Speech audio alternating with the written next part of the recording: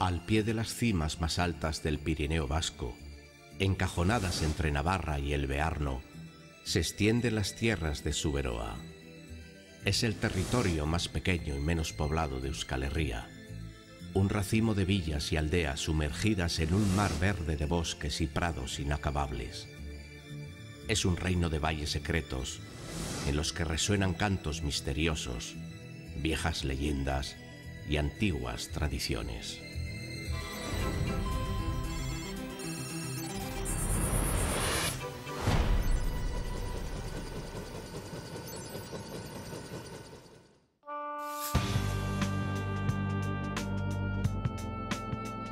Un bosque impenetrable de más de 1 millón de árboles separa a Zuberoa de las tierras situadas al sur de los Pirineos.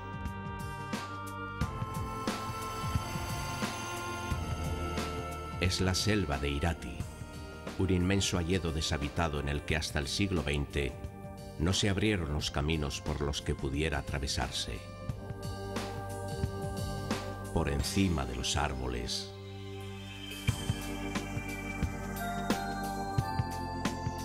se extienden los prados de altura.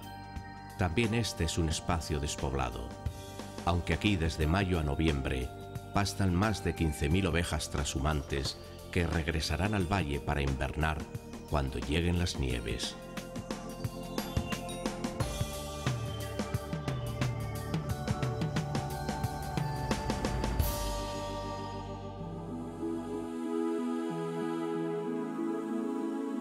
Pero el acceso a la reserva maderera de Irati y a los pastizales del Pirineo resultaba complicado incluso para los hombres de la Alta Zuberoa.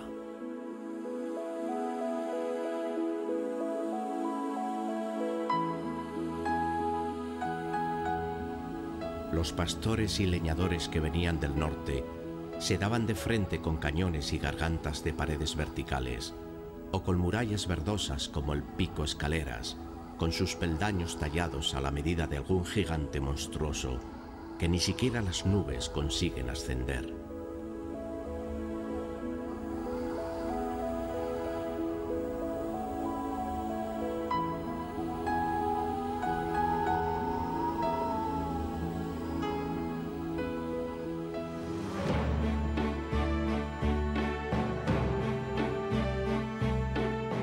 El sur de Zuberoa es un desierto verde, un laberinto en el que hasta el agua parece desorientada y muerde la tierra esforzándose por encontrar una salida razonable.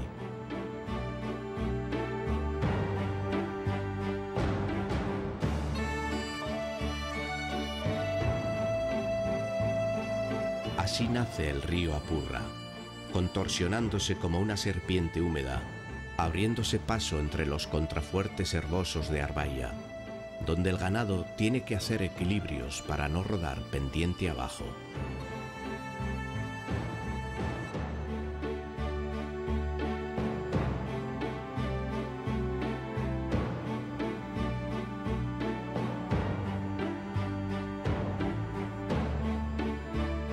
Es necesario ganar altura para descubrir que estamos en tierras del Ori, la cumbre más alta de Iparralde, y que junto a él se encuentra la única salida natural de Zuberoa hacia Navarra y España.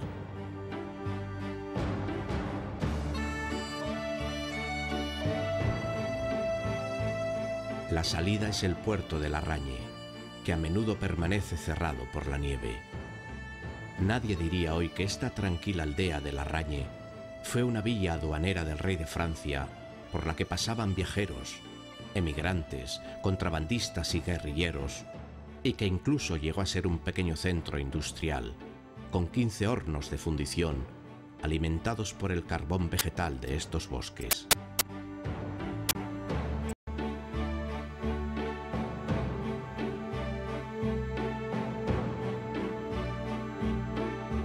Río abajo, descubrimos las primeras granjas tan típicas en Zuberoa, con sus empinados tejados de pizarra, tan diferentes de los rojos caseríos del resto de Euskal Herria.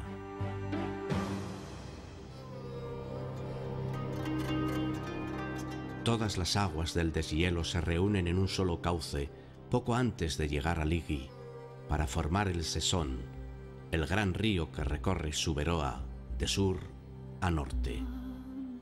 Cuentan que este puente, el primero que se atreve a unir las dos riberas, fue construido por unas lamias diabólicas, con quienes el señor de Ligi se apostó su propia alma a que no eran capaces de acabarlo en una sola noche. Solo les faltó por colocar una piedra que aún está en el lecho del río, porque el señor despertó a los gallos antes del amanecer y las hizo huir asustadas.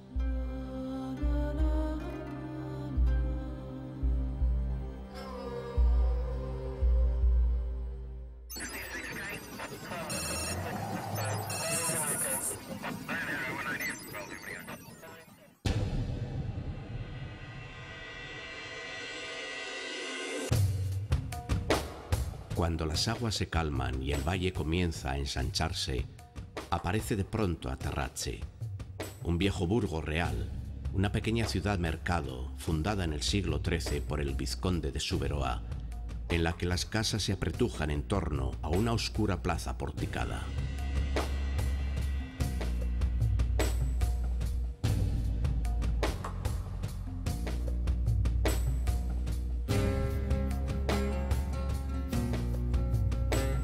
Esta ha sido tierra de emigrantes y poetas melancólicos que cantaban con los ojos llorosos que los encantos de París no eran nada comparados con la extraordinaria belleza de su Atarratze natal.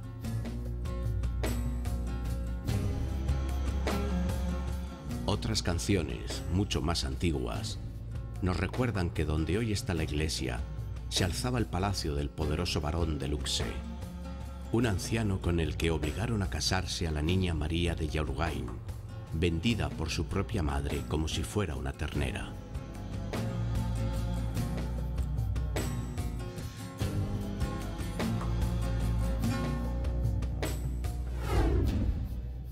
Dominando la villa de Atarratze, se alza la cima triangular de la Magdalena, el mejor mirador natural de toda Suberoa. Hoy está poblado de antenas, pero este ha sido durante milenios un lugar sagrado, un altar dedicado a los dioses de las montañas.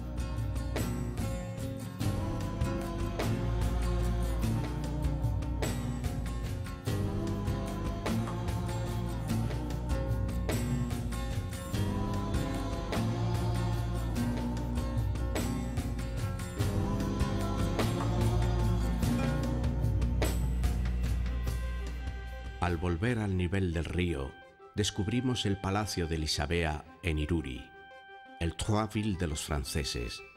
Esta es la casa que se hizo construir un capitán de la guardia del rey Luis XIII, el jefe de los mosqueteros. Alejandro Dumas lo incluyó en su novela Los Tres Mosqueteros como el personaje que protegía al famoso D'Artagnan.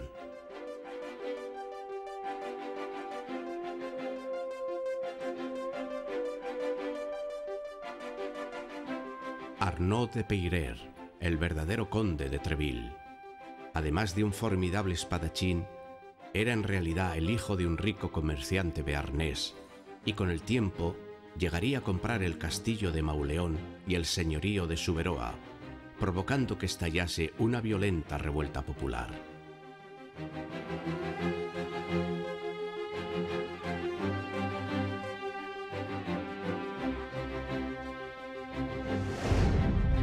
La vega del Sesón se ensancha definitivamente al llegar a Mendicote, y entre los campos de maíz surgen nuevas mansiones señoriales que nos recuerdan que, al margen de sus dulces paisajes de campos y pastores, Suberoa fue siempre un escenario de disputas entre viejas familias que se peleaban por el poder.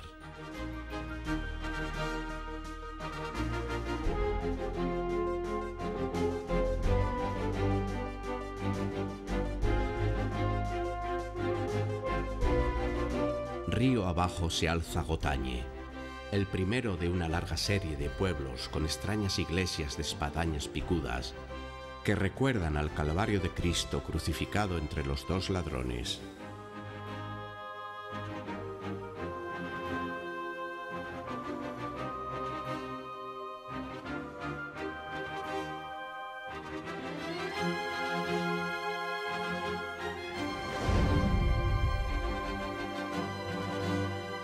Aquí se acaban las montañas y el Sesón fluye relajado entre isletas y meandros pedregosos, sabiendo que ya no le queda ninguna dificultad que superar.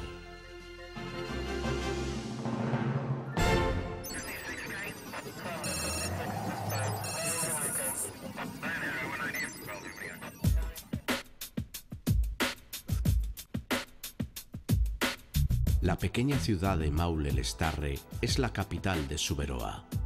La forman dos pueblos que ahora están unidos, pero que antes se miraban con desconfianza a uno y otro lado del río.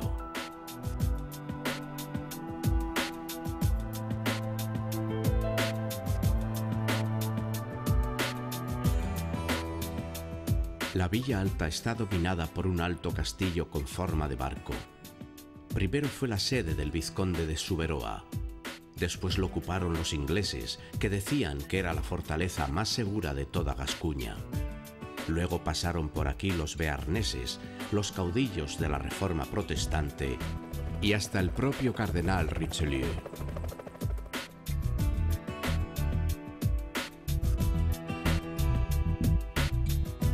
Asaltado y reconstruido muchas veces, al final quedó convertido en una pequeña prisión de la cual aún sobreviven algunas mazmorras.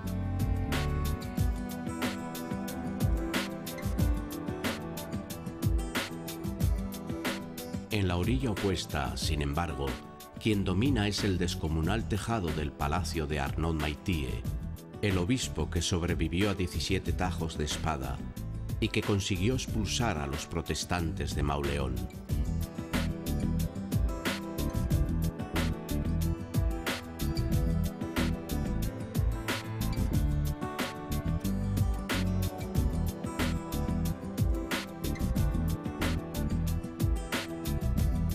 Esta fue una ciudad próspera que a finales del siglo XIX empezó aquí, en la calle Víctor Hugo, a especializarse en la fabricación de zapatos. Había más de 20 talleres de calzado, sobre todo alpargaterías, a las que llegaban a trabajar cientos de aragoneses y navarros a los que llamaban las golondrinas, porque venían con la temporada.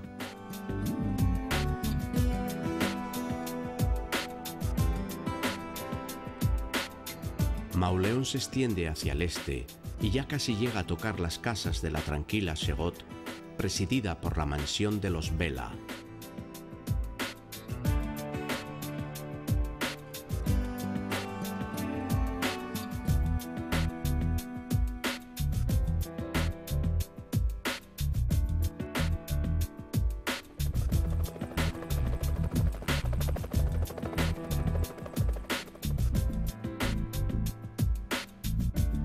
Sobrevolando un mosaico de 100 variedades de verde, maizales, prados y robledales, nos acercamos a los pueblos más orientales de Euskal Herria.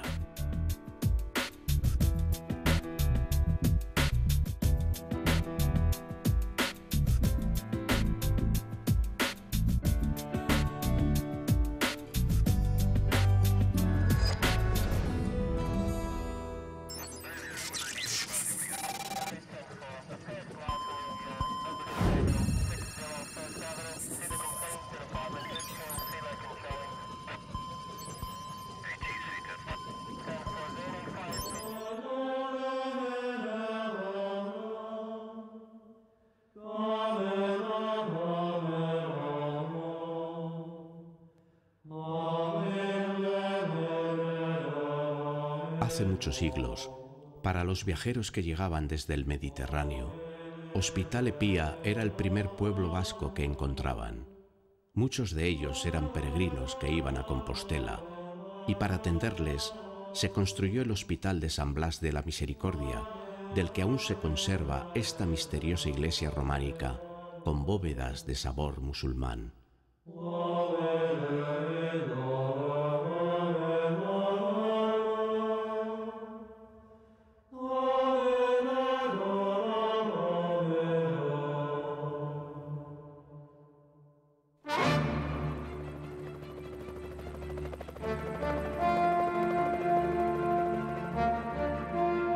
De esta casa de Mitiguile partió un día el cura Bernardo de Goyeneche, apodado Matalatz.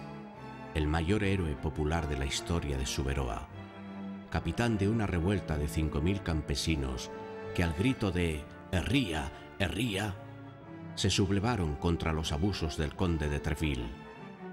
Cuando por fin fue vencido, colgaron su cabeza decapitada sobre el puente levadizo del castillo de Mauleón.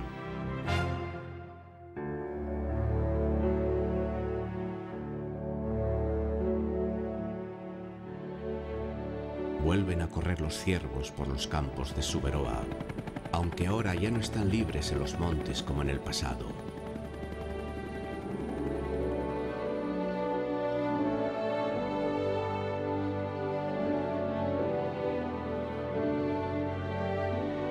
Y su galope nos lleva hasta las puertas de Indiriñe,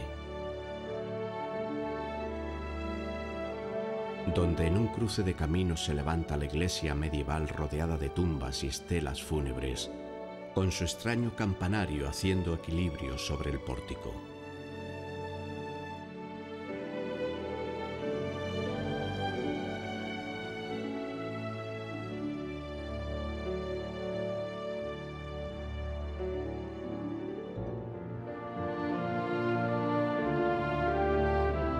Hemos regresado de nuevo al Sesón, que tras doblar un meandro nos conduce hasta Sarricota.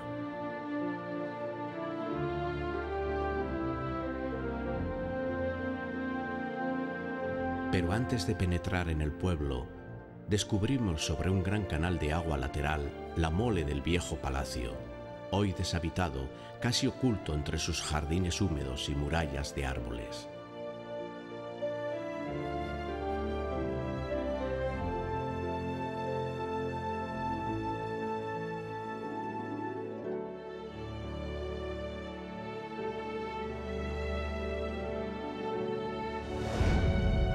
Ni siquiera es visible desde la espadaña de la iglesia. Otro más de estos tradicionales campanarios de 3 picos.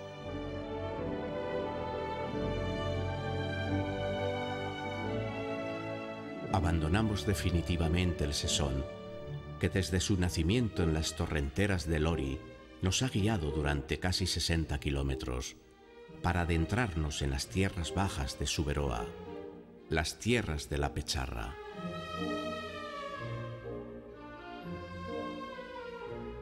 Son campos ricos, como ricas y poderosas fueron las familias que los dominaron, que levantaron mansiones de lujo como esta de Abadí, en la campiña de Charri.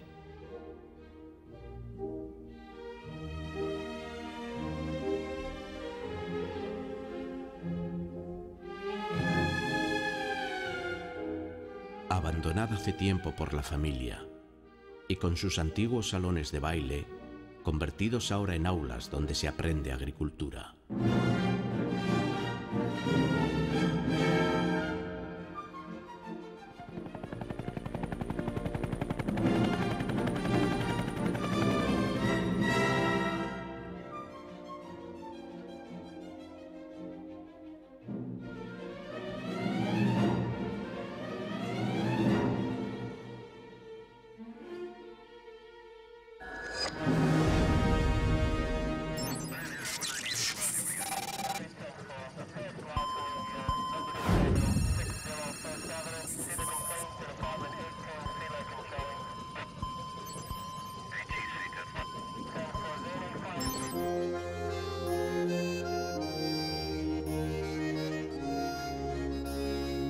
La capital de la comarca era Dominchain, donde al fondo de su amplia plaza, la iglesia también nos cuenta historias violentas de guerras, fanatismo y venganza. La torre, que es tan grande como el propio templo, no nació para ser un inocente campanario. En realidad, es lo único que se salvó de la destrucción del formidable castillo de los señores de Dominchain, asaltado a sangre y fuego durante las guerras de religión.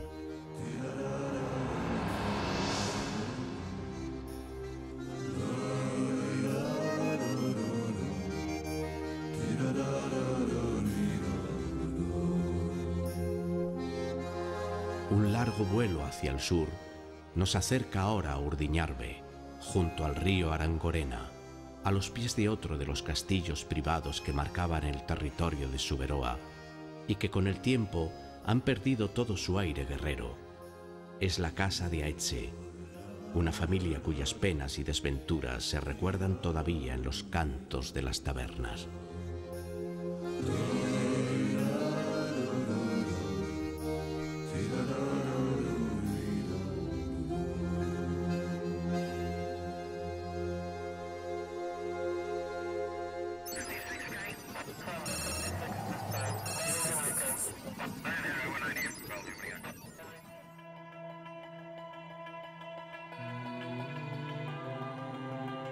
En algunos lugares de Suberoa, el tiempo se detiene.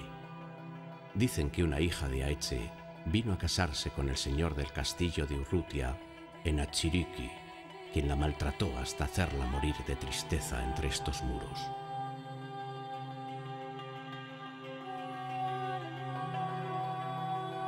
Pasó hace casi 600 años, pero la gente del pueblo lo canta con pena, como si hubiera ocurrido ayer mismo, y como si las campanas aún siguieran llamando al funeral de la dama muerta.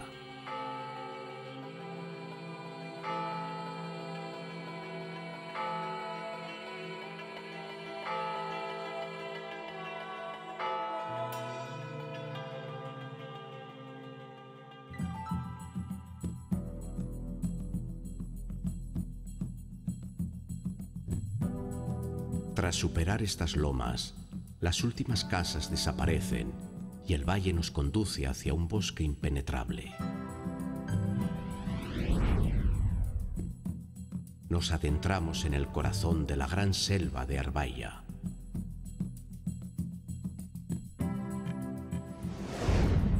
Donde incluso desde el aire resulta muy fácil perder la orientación.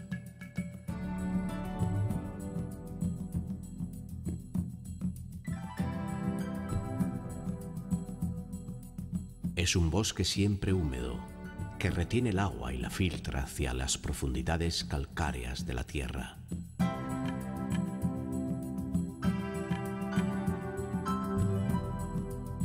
Para que después, a través de grutas mágicas, vuelva a la superficie convertida en un río cristalino como el Bidús.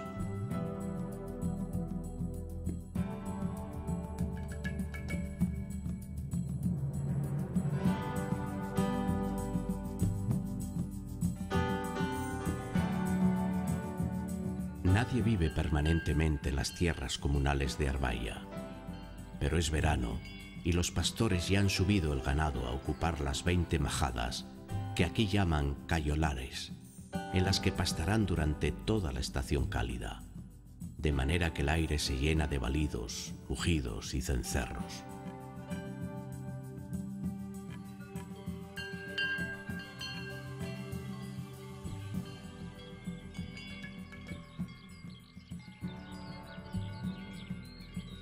Durante muchos siglos, solo los pastores se aventuraban por estos parajes, hasta que se corrió la voz de que en Ahusky había una fuente milagrosa que devolvía la juventud perdida.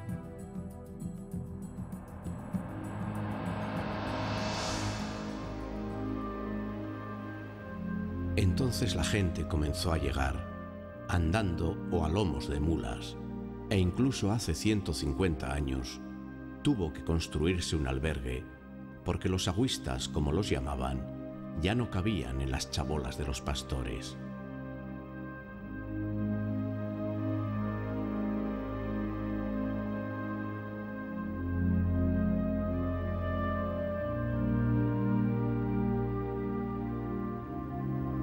Desde entonces existe un lugar sobre las nubes, a más de 1000 metros de altura, enfrente de los Pirineos, donde casi se pueden tocar con la mano las puertas del paraíso.